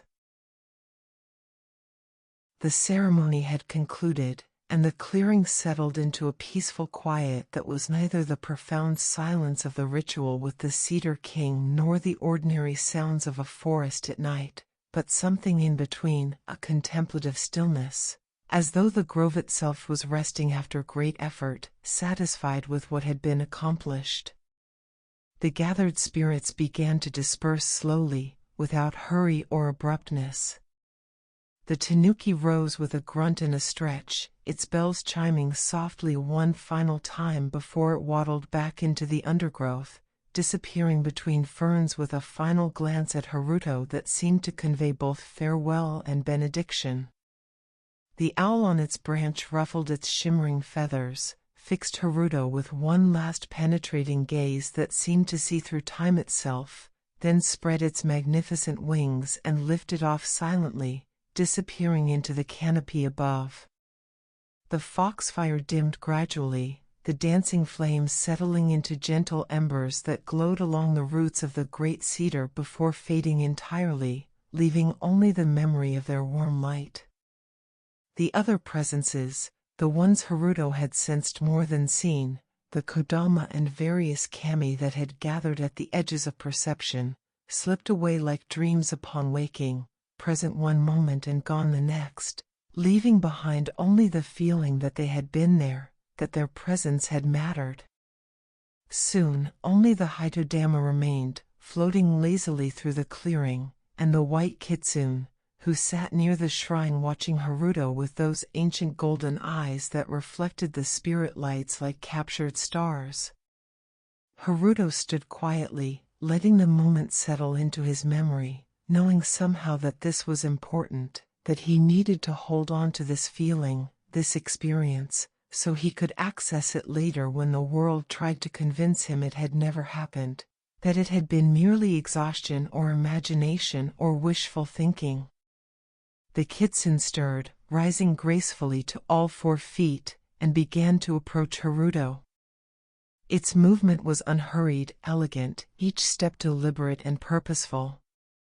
Its 7 tails swayed gently behind it, creating patterns in the air that were beautiful to watch, like calligraphy written in fur and moonlight. When the fox reached him, it sat again, directly in front of him, close enough that he could have reached out and touched its lustrous white fur. For a long moment, it simply regarded him, and Haruto had the distinct impression that the Kitsune was assessing something, making a decision, determining whether he was ready for what came next. Then, apparently satisfied, the fox spirit stood and walked past him toward the great cedar tree. Haruto turned to follow its movement and watched as the Kitsune approached the massive trunk, its paws making no sound on the carpet of moss and fallen needles. The fox stopped at a particular spot on the tree, where the bark was particularly gnarled and ancient-looking, where time had carved deep furrows and created patterns that were almost like faces or symbols. The Kitsune raised one paw and placed it against the bark, and though Haruto couldn't hear any words or sounds, he sensed communication happening, a request being made or perhaps a permission being sought. The bark began to shift under the fox's touch. Not dramatically, no splitting or cracking, but a subtle transformation, as though the wood was becoming more fluid, more malleable. A small piece of bark, roughly the size of Haruto's palm, began to separate from the trunk, extruding slowly as though being offered, as though the tree itself was giving birth to something it had been holding inside for exactly this moment. The Kitsune took the piece of bark carefully in its mouth and turned, carrying it back to Haruto. As it approached, Haruto could see that the bark had been shaped naturally, not carved or altered but grown in a specific form, as though the tree had always intended for this piece to exist separately, had been preparing it perhaps for years or decades, waiting for the moment when it would be needed. The shape was roughly oval, with a hole near one end that would allow it to be worn on a cord or chain. The surface was smooth in places and textured in others, creating a pattern that was abstract yet somehow meaningful, like ancient writing in a language that predated human script. And the wood itself seemed to hold light, to glow faintly from within, as though it had absorbed something of the ceremony's magic, something of the cedar's ancient wisdom. The Kitsune dropped the bark charm at Haruto's feet and looked up at him expectantly. Haruto knelt, bringing himself to the fox's eye level, and carefully picked up the charm. It was warm to the touch, not with ordinary heat but with something that felt more like life, like a gentle pulse of energy that resonated with his own heartbeat. The wood was surprisingly light, barely weighing anything, as though it was made of something more than physical matter, as though its true substance existed as much in the spiritual realm as in the material one. As he held it, turning it over in his hands, examining the patterns and textures, the Cedar King's presence made itself known again. Not visually, the Great Spirit remained merged with its tree, but Haruto could feel its attention, could sense its approval, could hear, though not with ears, its voice speaking directly into his awareness. "Carry this," the guardian said, its words resonating in Haruto's mind with the same weight and depth they had carried when spoken aloud. "When your mind grows loud again, when the noise of the world threatens to overwhelm the peace you have found here, hold this charm. Feel its warmth. Remember this grove. Remember the stillness you discovered within yourself." The voice paused, and Haruto felt layers of meaning behind the simple words, implications and instructions that existed beyond language, knowledge that was being transmitted directly from ancient consciousness to his own awareness. "The charm carries within it a piece of this sacred grove," the Cedar King continued. "A fragment of the peace that dwells here, a seed of the stillness you have experienced. It will not solve your problems or change your circumstances, but it will remind you, always, that beneath the noise, the peace remains. That you have access to it.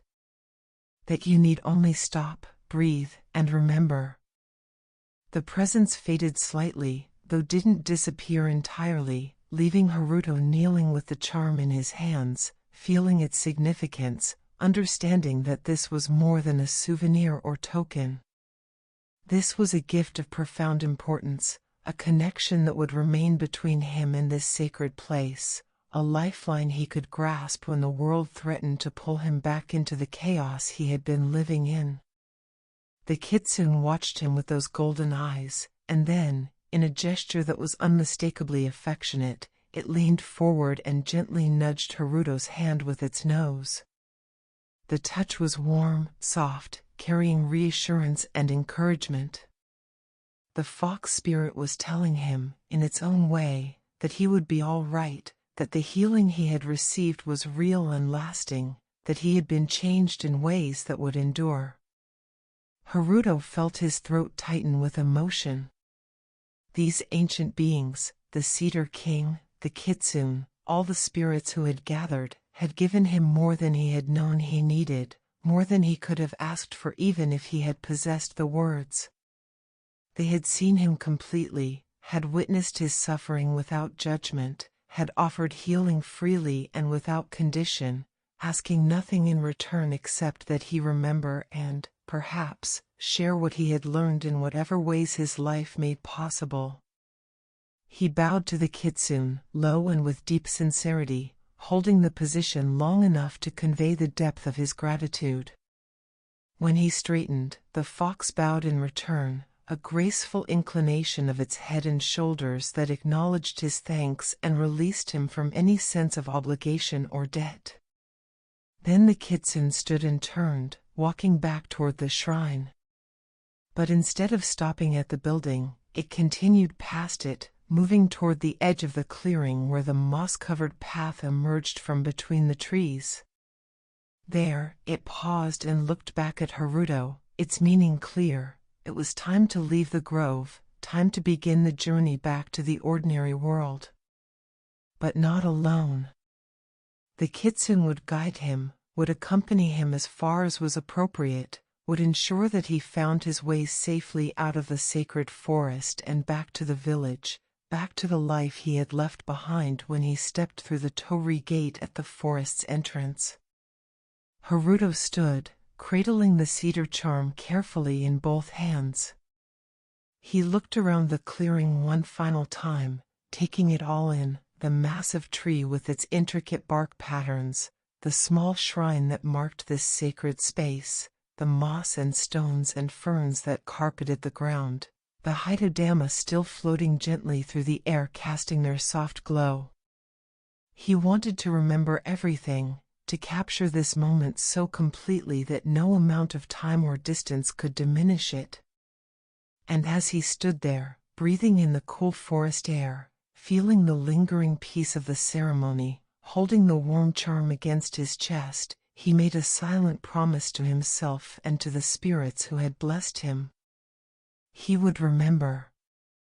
He would carry this experience forward. He would not let the noise of the world drown out what he had learned here. And when life became too loud, too fast, too overwhelming, he would stop, hold this charm, and remember the forest where the gods still dwelled, where peace was not a distant goal but a present reality, where an exhausted soul could find rest and healing simply by learning to be still. The kitsune made a soft sound, part encouragement, part gentle urging, and began walking down the path. Haruto took one last look at the great cedar, whispered a final thank you to the presence he could still feel within it, then turned and followed the white fox, his guide for the journey back, his companion for the transition from the realm of spirits to the world of humans. The Haidodama fell in around them, creating a soft nimbus of light that illuminated the path ahead. And as Haruto walked, following the fox's swaying tails, holding the cedar charm close to his heart, he felt not sadness at leaving but gratitude for having been allowed to enter, not loss but fulfillment, not an ending but a beginning, the start of a new way of moving through the world, informed by ancient wisdom, connected to forces greater than himself, carrying within him a stillness that nothing could completely disturb. The forest closed around them gently as they walked, the clearing disappearing behind them as the path wound between trees and over roots, leading them back toward the entrance, back toward the village, back toward the life that waited. But Haruto knew he was not returning as the same person who had entered. He had been changed, blessed, given a gift beyond measure. And he would carry it forward, this peace, this stillness, this remembering of what was truly important, for as long as he lived. The path back to Moonlight. The journey back through Kaminohori was different from the journey in, though Haruto walked the same moss-covered path, past the same ancient trees, moved through the same sacred forest. Everything appeared unchanged. The towering cedars still rose like living pillars toward the sky. The moonlight still filtered through the canopy in scattered pools of silver. The air still carried the scent of cedar and earth and growing things. But Haruto himself had changed, and that transformation altered how he experienced everything around him. Where before the forest had felt mysterious, unknown, perhaps even slightly threatening in its otherness, now it felt familiar, welcoming, like returning to a place he had known all his life rather than walking through for only the second time. The trees no longer seemed like strangers or distant observers but more like old friends, their presence comforting rather than intimidating. The white kitsune walked ahead of him, its 7 tails swaying gently with each step, its white fur catching moonlight and the glow of the Haidodama that continued to float alongside them. The fox spirit moved with unhurried grace, setting a pace that was neither fast nor slow but simply right, allowing Haruto to walk without strain, to observe his surroundings, to process what had happened and integrate the experience into his understanding of what was real and possible. Occasionally, the kitsune would pause and look back, its golden eyes checking to ensure Haruto was following, that he was comfortable, that the pace was suitable. In those moments, Haruto felt deeply cared for, watched over by a being whose concern for his well-being was genuine and complete, asking nothing in return, offering guidance simply because that was its nature, its purpose, its way of being in the world. The cedar charm hung from a cord around Haruto's neck. He had threaded it through the natural hole in the wood using a leather string he found in his pocket, and it rested against his chest, warm and solid, its presence a constant reminder of what he had experienced, of what he had been given, of what he now carried forward. As they walked, Haruto found his mind quieter than it had been in years. The constant churning of thoughts, the endless planning and worrying, the replaying of past conversations and rehearsing of future ones, all of it had diminished to a distant murmur rather than a constant roar. He could think when he chose to think, could direct his attention deliberately rather than having it pulled constantly by anxiety and concern. But more remarkable was the comfort he found in not thinking, in simply being present with each step, each breath, each moment of walking through this ancient forest. The silence in his mind was not empty or void but full of presence, of awareness, of simply experiencing what was happening without needing to analyze or interpret or understand it. The path led them past landmarks he recognized from his inward journey, the large boulder that resembled a sleeping bear, the stream that babbled over smooth stones, the clearing where wildflowers grew even in autumn. But seeing them now, with transformed awareness, Haruto noticed details he had missed before. The way moonlight played across the boulder's surface, creating patterns that shifted as clouds moved overhead. The particular melody the stream made as it flowed, each stone contributing its own note to the overall song. The resilience of the flowers, still blooming despite the approaching cold, their petals closed for the night but ready to open again with dawn's light. Everything seemed more vivid, more present, more real than it had before. Or perhaps he was simply more present, more available to actually see what had always been there, no longer filtered through the distorting lens of constant anxiety and distraction. The Kitsune led him to a spot he remembered, a natural bench of stone beside the path, smooth and flat, perfect for sitting and resting. The fox stopped there and looked at Haruto, then at the stone, its meaning clear. Take a moment, rest, there is no hurry. Haruto sat gratefully. Though he wasn't physically tired, the walk had been easy, his body feeling lighter and more energetic than it had in months. He appreciated the invitation to simply pause, to sit in this beautiful place and absorb the experience more fully. The Kitsune sat beside him, close enough that their shoulders almost touched, and the warmth of its presence was comforting, companionable, like sitting with an old friend who required no conversation, who was content simply to share space and silence. The Hitodama gathered around them, their lights creating a soft glow that pushed back the darkness without destroying the night's gentle mystery. And sitting there, surrounded by spirit lights, accompanied by a seven-tailed fox, wearing a charm carved from a sacred tree, Haruto had to smile at the sheer improbability of it all.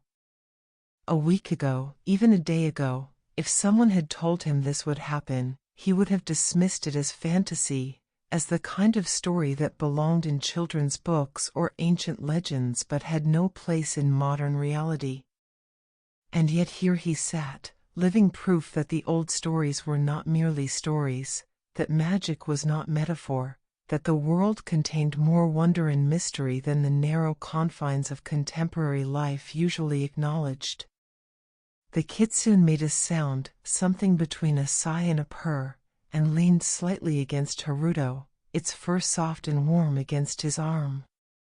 The gesture was so natural, so affectionate, that Haruto reached out without thinking and gently stroked the fox's head, running his fingers through the impossibly soft fur.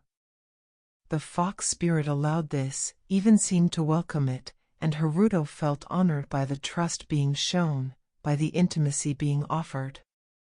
This was not a tame animal permitting touch, but an ancient, powerful being choosing to offer closeness, to bridge the gap between human and spirit through simple physical contact.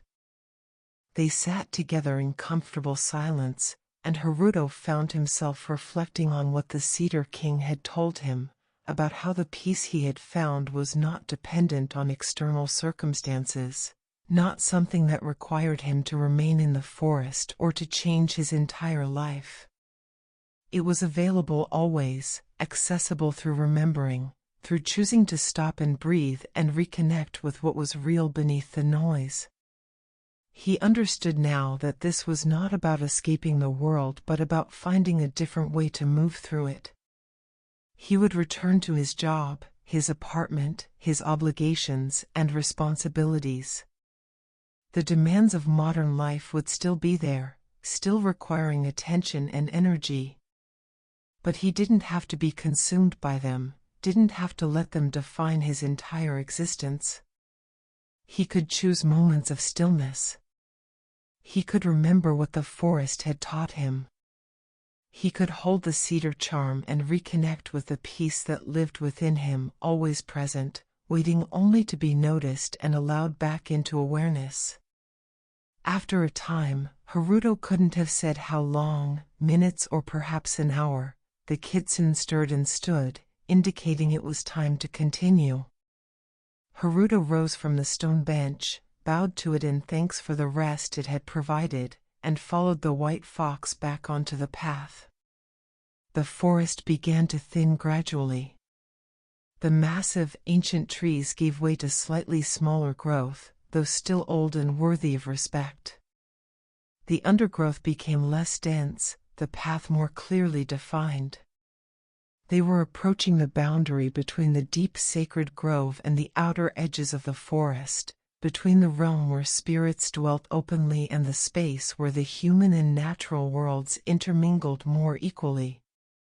And then, through the trees ahead, Haruto saw the red of the torii gate, the one that marked the forest's entrance, the threshold he had crossed what felt like a lifetime ago but had been only a single night. The Kitsune slowed its pace, and Haruto sensed that their time together was drawing to a close. The fox spirit had guided him through the sacred grove, had witnessed his transformation, had ensured he received what he needed and returned safely. But beyond the torii gate was the human world, and that was a realm where Haruto would need to walk alone, carrying what he had been given but no longer accompanied by visible guardians. They reached the gate and stopped. The Kitsune turned to face Haruto, and in the moonlight its white fur seemed to glow with inner radiance, its golden eyes reflecting depths of wisdom and compassion that Haruto now understood extended across centuries, perhaps millennia. Haruto knelt, bringing himself to eye level with the fox spirit one final time. "Thank you," he said, his voice carrying all the gratitude and respect and wonder he felt. "For guiding me. For protecting me. For helping me find what I didn't know I was seeking." The Kitsune regarded him steadily, and though it spoke no words, Haruto understood its response as clearly as if it had. "The forest called you. You answered. We helped you remember what you had forgotten. Now carry that remembering forward. Share the peace you have found. Be gentle with yourself and with others who suffer as you suffered." Then the fox spirit did something unexpected. It leaned forward and touched its nose to Haruto's forehead, right between his eyes, at the spot some traditions called the third eye, the seat of intuition and inner sight. The touch was warm, electric, transformative. Haruto felt something shift in his awareness, as though a door had opened inside him that he hadn't known existed, as though he had been given the ability to see or sense or understand things that had been hidden before. It was a final gift, a blessing, a way of ensuring that the connection between him and the sacred grove would remain even across distance and time. The Kitsune stepped back, bowed deeply, a formal farewell, then turned and began walking back into the forest. Haruto watched as the white form moved between the trees, its 7 tails flowing behind it like silk ribbons, the Haitodama following, their lights gradually fading as they moved deeper into Kaminamori. And then they were gone, disappeared into the darkness beneath the trees, leaving Haruto standing alone at the Torii Gate, the boundary between worlds, the threshold between the sacred and the ordinary. But he didn't feel alone. The cedar charm was warm against his chest. The peace he had found remained steady within him. The blessing the Kitsune had given still tingled on his forehead.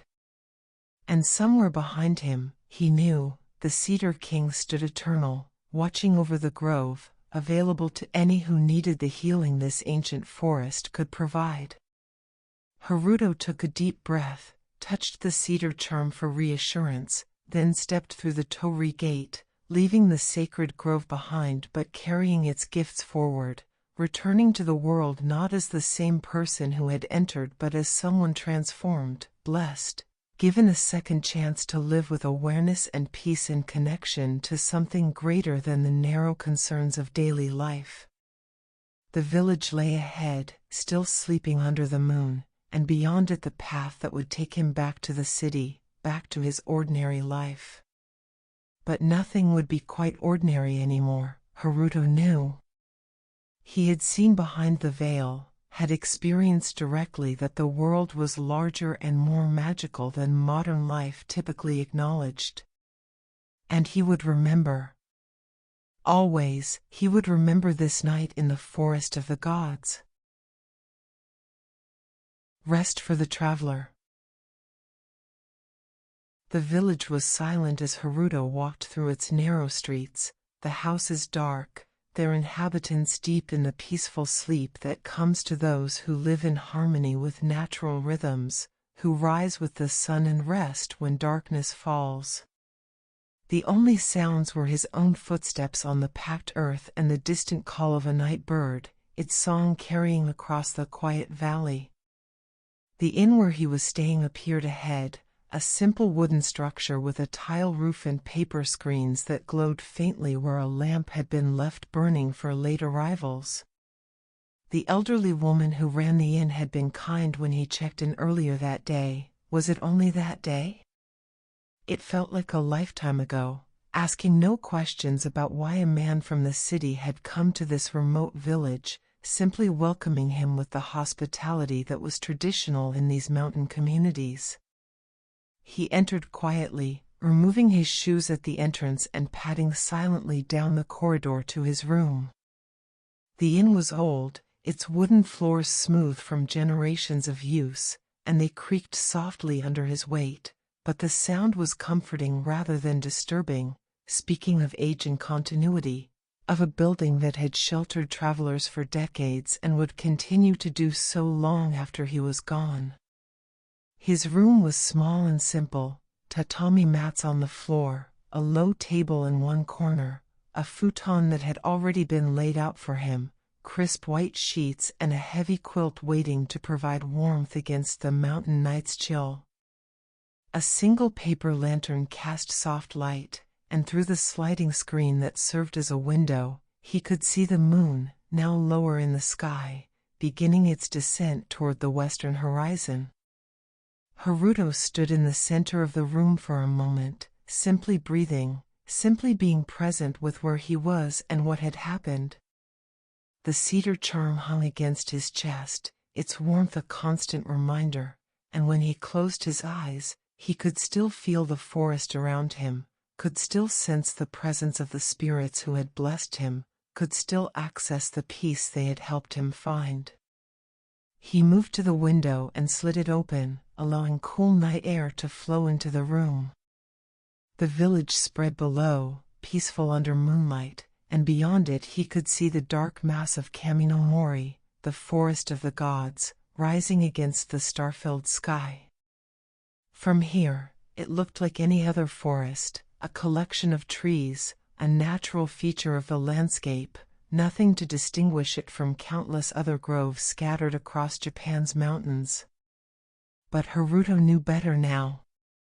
He knew what dwelt within those trees, what consciousness resided in that sacred grove, what healing was available to those who entered with open hearts and humble intentions. The forest held secrets that the modern world had forgotten, wisdom that existed before cities and technology, and the constant noise that characterized contemporary life. He touched the cedar charm, feeling its smooth wood beneath his fingers, and whispered a quiet thank you to the spirits who had given it to him, to the guardians who had welcomed him, to the ancient trees that had shared their peace. Then he turned from the window and prepared for sleep. He moved slowly, deliberately, bringing the same mindful presence to these simple actions that he had learned in the forest, folding his clothes carefully, placing them aside, settling onto the futon with attention to how his body felt, how the mat supported him, how the quilt's weight felt comforting as he pulled it over himself. The cedar charm he left around his neck, wanting its presence close, needing the connection it provided to what he had experienced. As he lay back on the pillow, his hand came to rest on the charm, holding it gently, feeling its warmth against his palm. Through the open window, he could see a slice of sky, stars brilliant in the clear mountain air, and the moon slowly sinking toward the horizon. In a few hours, dawn would come, bringing light and the ordinary concerns of a new day. He would need to return to the city, to his job, to the life he had left behind when he made this journey. But he would return different. Changed. Blessed. The noise would come back, he had no illusions about that. The demands of work, the pressure of obligations, the constant connectivity that made true rest difficult, all of it would resume. Modern life did not pause simply because one person had found peace in an ancient forest. But now he knew something he hadn't known before. He knew that the peace was real, that it existed not just in sacred groves but within himself, accessible whenever he chose to stop, breathe, and remember. The cedar charm would help him remember. The blessing the Kitsune had given him would help him see what he might otherwise miss. The words of the Cedar King would echo in his memory, reminding him that the weight he carried was not truly his, that the noise that filled him was not his natural state. And perhaps, Haruto thought as sleep began to gather at the edges of his awareness, perhaps he could share what he had learned. Not by preaching or trying to convince others, but simply by being different, by moving through the world with more peace, by showing through example that another way of living was possible, that the constant rush and stress was not inevitable, that stillness could be found even in the midst of chaos. As his eyes grew heavy, Haruto realized something that made him smile in the darkness. He had entered the forest seeking peace from a restless mind. And the spirits had given him that, yes, but they had also given him something more. They had shown him that the restlessness was not his enemy but a messenger, a signal that he had strayed too far from his natural state, that he needed to stop and remember what was real beneath the accumulated noise of living.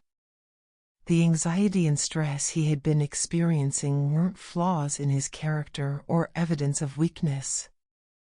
They were his spirit's way of communicating, of saying, something is wrong, we are not living as we were meant to live, we need to find our way back to balance, to connection, to peace.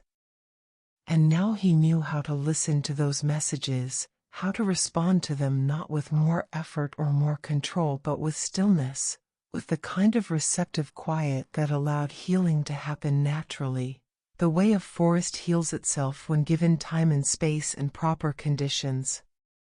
His breathing slowed, deepened, falling into rhythm with the gentle night sounds outside his window, the whisper of wind through trees, the distant murmur of a stream, the soft call of insects welcoming the darkness. Each breath carried him deeper into relaxation, into rest, into the kind of sleep that brings not just physical recovery but spiritual renewal. The cedar charm pulsed warmly beneath his hand, and Haruto fancied he could feel it connecting him still to the forest, to the great tree from which it had come, to the Cedar King who stood eternal watch over the sacred grove. The distance between the inn and Kaminamori was small in physical terms, perhaps a mile, maybe less, but it felt both infinitely far and intimately close, as though he existed simultaneously in both places. His body here in this quiet room, but part of his awareness still dwelling in that clearing beneath ancient branches.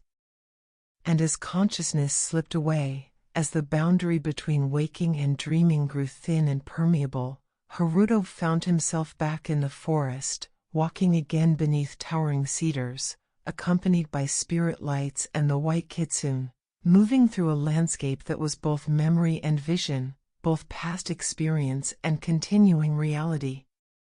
The spirits were still there, he understood, in that liminal space between sleep and waking.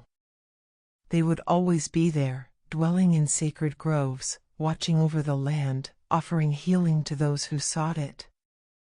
The forest had stood for centuries before he arrived and would stand for centuries after he was gone, a constant presence, a refuge, a reminder that the world was larger and more magical than the narrow confines of ordinary life typically revealed. Haruto's last conscious thought was one of profound gratitude, not just for what he had experienced but for the simple fact that such experiences were still possible, that the modern world had not completely erased the ancient wisdom, that spirits still dwelt in sacred places, waiting patiently for humans to remember how to see them, how to listen to them, how to receive the gifts they offered so freely. And then he slept. Deeply, peacefully, contentedly, wrapped in quilts and moonlight and the lingering blessing of forest gods, watched over by spirits both near and far, his dreams carrying him through landscapes of silver light and ancient trees, his spirit resting in the kind of peace that goes deeper than mere absence of stress, touching something fundamental, something eternal, something that would remain with him always, a gift received in a sacred grove on a night when the boundary between worlds grew thin. And a weary traveler remembered what he had always known but temporarily forgotten, that beneath all the noise and hurry and accumulated weight of modern living, peace waited patiently, asking only to be noticed, to be welcomed, to be allowed to fill the spaces that had been occupied for too long by anxiety and fear. The moon set beyond the mountains. The stars wheeled slowly overhead in their ancient patterns. The village slept on, and the forest stood silent on the hillside, keeping its secrets, holding its wisdom, waiting for the next soul who would find their way to its moss-covered paths and discover that the old stories were true, that magic was real, that healing was possible, and that the spirits of the sacred grove still offered blessing to all who approached with humble hearts and open minds.